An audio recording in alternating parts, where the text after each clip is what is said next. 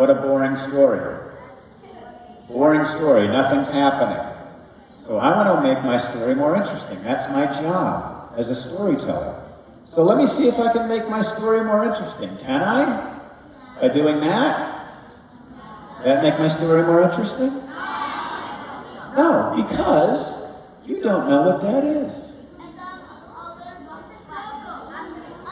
Well, it could be the moon, right? It could be an apple, it could be a balloon. So, think about it. If you are interested in telling stories, this is important.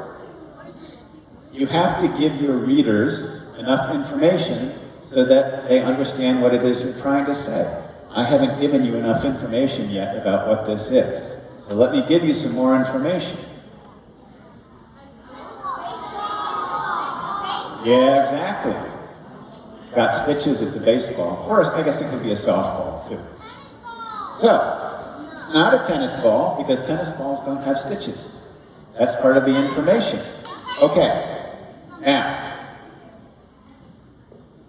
I drew a baseball there because the story I'm going to tell is the story of this guy getting hit on the head with that baseball. But, it does not look like the baseball's moving, does it? Okay, so, I'm coming back to this page, but first, quick cartoon quiz. I'm going to draw two baseballs.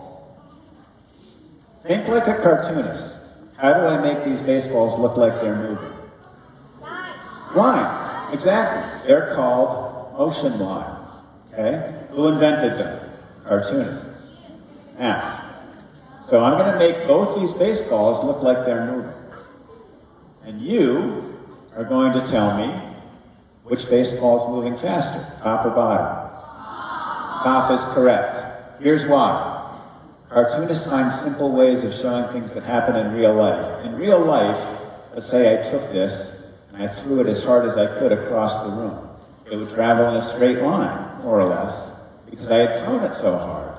But if I took it and I gently tossed it out into the audience, would it travel in a straight line?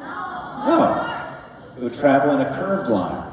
So, straight lines are faster than curved lines. That's good to know. That's going to help me tell my story. Because now I can show that a baseball traveling really fast comes flying in, hits this guy on the head, bounces off.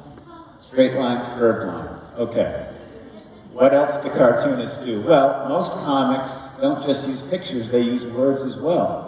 So I can use a word up here, like a sound effect. A sound effect. Bonk is good. Thud, wham, pow. A lot of words would work. A lot of words would not work, right? I wouldn't write meow up here, right? Unless he was getting hit on the head with a cat. So, that's not happening. Bonk, that's a good one. Good all-purpose word. And then what else do cartoonists do? Well, cartoonists love to exaggerate, to make things more than what they really are. So tell me, raise your hand if you've ever seen a Tom and Jerry cartoon. Okay. In Tom and Jerry, when Tom gets slammed in the head with a hammer or something, he gets a bump on his head. Is it a tiny little bump that you can barely see? No, it's enormous. So cartoonists love to exaggerate, so I'm going to exaggerate. I'm going to give him a big bump, like so. Almost looks like the stem on top of a pumpkin. Okay. Now, I can now also use another part of the language of comics, which are symbols. So you tell me, if right now, without words, I wanted to show you that I just got a great idea, what would I do? Right, a light bulb would go off over my head. That's a cartoon symbol. There's a cartoon symbol for when something hurts. What is it? I'm going to draw some things sort of around his head. Stars. Good. You're thinking like a cartoonist. Stars.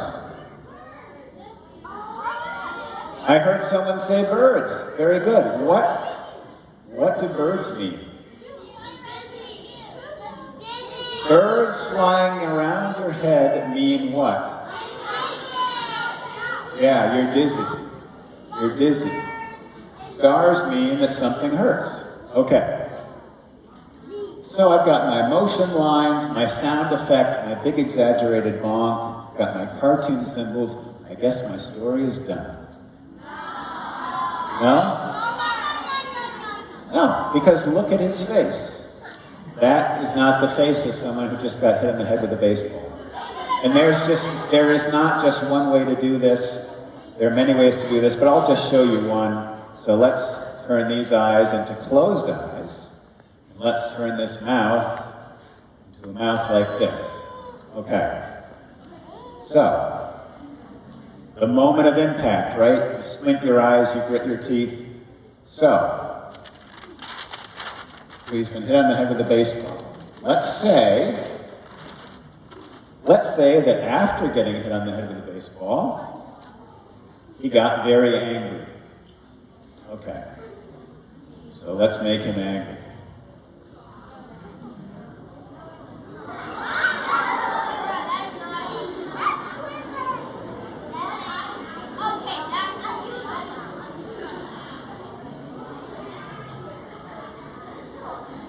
Okay.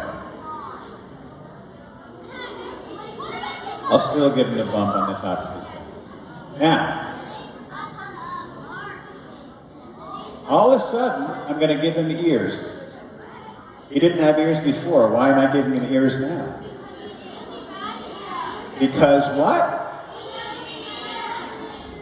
I like that. You're thinking like cartoonists. He's going to have steam coming out of his ears. Because cartoonists love to exaggerate, right? Steam coming out of his ears. And maybe he would be saying,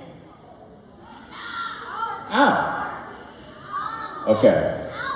So now my story is done, right? No. Why? Because, look at him. He is outraged. And his mouth is open really wide, so it really looks like he's shouting. But this ow, well, that's just sort of, it's just there. First of all, how do I even know he's the one saying ow? What if there was another person in the picture? Yeah, exactly. Because all of a sudden now there are two people in the picture, they've both been hit on the head. Well, I have to make it clear to my readers which one is saying ow. So I use a speech bubble, correct? I use a speech bubble. Except I still have a problem. Because look at his face and then look at the speech bubble. The speech bubble is just saying ow. I want to make it louder. Interesting. Let me ask you this. Shh. Someone said exclamation point. Now, an exclamation point doesn't necessarily make something louder. You can whisper with an exclamation point. It just means you're saying something with more emphasis. So that doesn't necessarily make it louder, even if I add 3 exclamation points. So what do? Yes, you make the letters bigger and bolder, like so.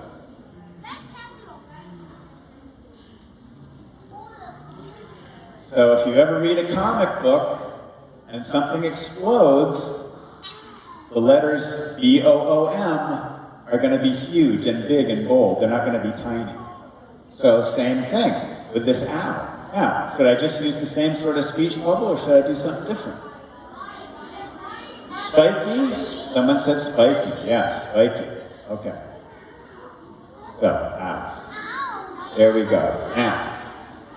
So all these things that I've been showing you, I use these every day to help me tell my stories. Motion lines, cartoon symbols, different sorts of letters, different sorts of speech bubbles. And all this stuff got invented by cartoonists over the years to help them tell their stories. So I use this stuff when I do Big Nate, when I do comics, when I write books. So let me draw Big Nate right now. This looks like a real human? It's just a circle. Okay, so it's just simple shapes. So I start with this oval. It's maybe a little bit wider at the top than it is the bottom. Here's another oval turned on its side. This line is Nate's shin. Bottom of his face goes back to just another curved line. That's his ear. Okay. How many spikes of hair does Nate have? 7 is correct. 1, 2, 3, go that way. There's a little one at the top. 1, 2, 3, go off that way. Now, quickly, sloppily color them in. Okay. Now, you know what else is hard to draw? I talked about hands being hard to draw. Eyes, super hard to draw. Here's how I solved that problem. Nate's eyes are just 2 lines. Right? Simple. There's his mouth, and I'm done. Wait, that's it?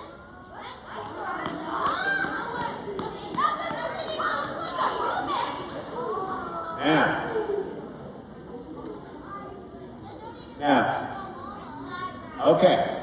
So let's say I wanted to quickly change Nate. Just the thing about comics is they're so simple. You can make changes with just a couple of lines. So I'm going to completely change this drawing of Nate by just adding 2 lines. 1, 2. Okay. So a huge difference can be made just by a couple of eyebrows. All right. Now, I will draw another character to demonstrate a couple other things.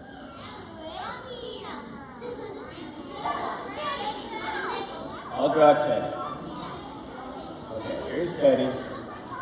Now, you guys are seeing me draw super sloppy. Because when I make drawings for real, for books or for the comic strip, I sketch them out first really lightly in a special kind of pencil, and then I go over them really carefully in pen. So I'm drawing way quicker than I usually draw and a lot sloppier. So, here's Teddy. So, let's say I realize I'm making a story starring Teddy, and I realize, oh, I messed up because he's facing this way, but I want him to be actually looking at something that's over here. Do I need to erase the whole drawing? No, I can just change the eyes. So, let me just change the eyes. I'll just open the eyes up like that. And I'll make a point in that direction, like so.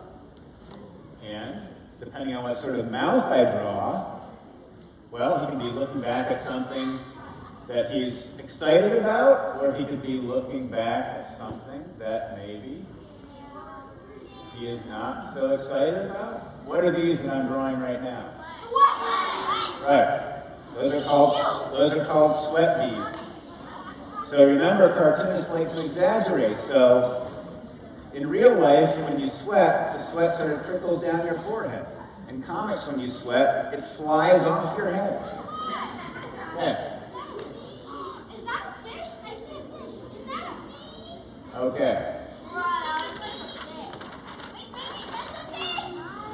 Let me draw one more character. Who should I draw?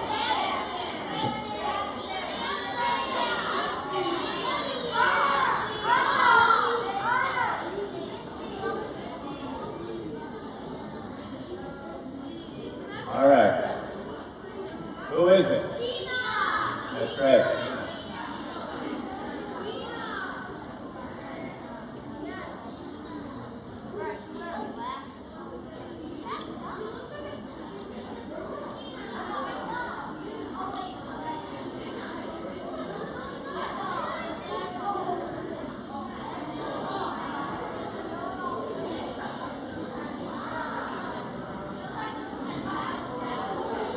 Okay, now, depending on what sort of story you're telling, you need to be able to draw your characters in certain moods, right? If your character always has the same expression on their face, your story is not going to be all that interesting. So, you need to sort of know, like, oh, if I want to make a character in this mood, how do I do that? How am I going to do that? So, how about someone tells me how, oh, this thing is coming off me. Where is my,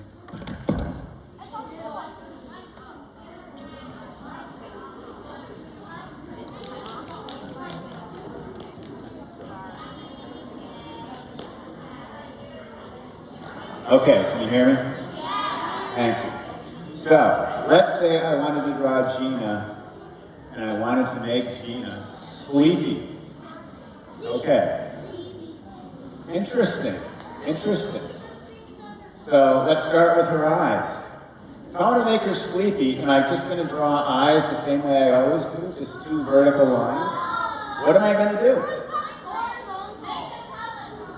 Interesting. So, again, it's not too complicated. I'm just going to make a horizontal line and then just a little, like so, right? So maybe she's sleepy. Maybe I'll even put bags under her eyes to show she's super tired. Okay. What should I do for a mouth? Would I make a big smiley mouth? Probably not. Maybe I would just make a straight line like this. And maybe, instead of sleeping, maybe I want to show, maybe she's not just sleepy, maybe she's actually sick. How am I going to show she's sick? Well, why don't I stick her tongue out like this? And why don't I draw some little bubbles around her head like that? And you see those, it sort of means character might be feeling sort of queasy, not feeling so good. So she's feeling a little sick. I heard someone say, when I talked about sleep, someone said, Z.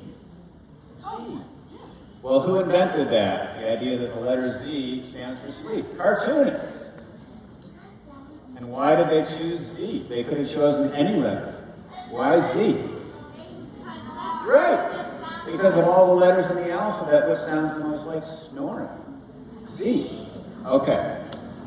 All right. Last thing. We're running out of time. Last one. Okay.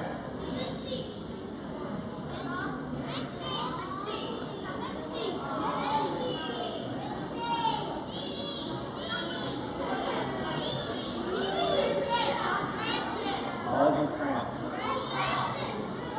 Okay.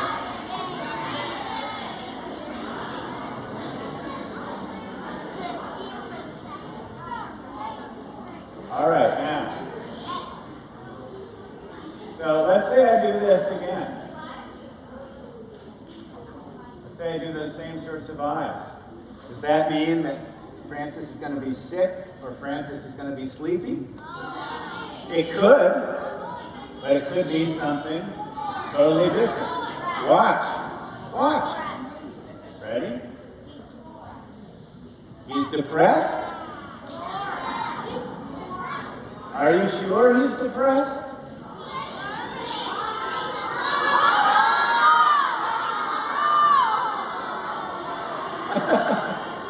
He's not depressed.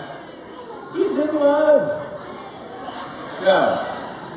So guys, thank you very much for watching and for paying such close attention. And I'm going to sign some books now. Thank you. Great to be here. Thank you. Thank you so much, Lincoln Peirce. Let's give him one more round of applause.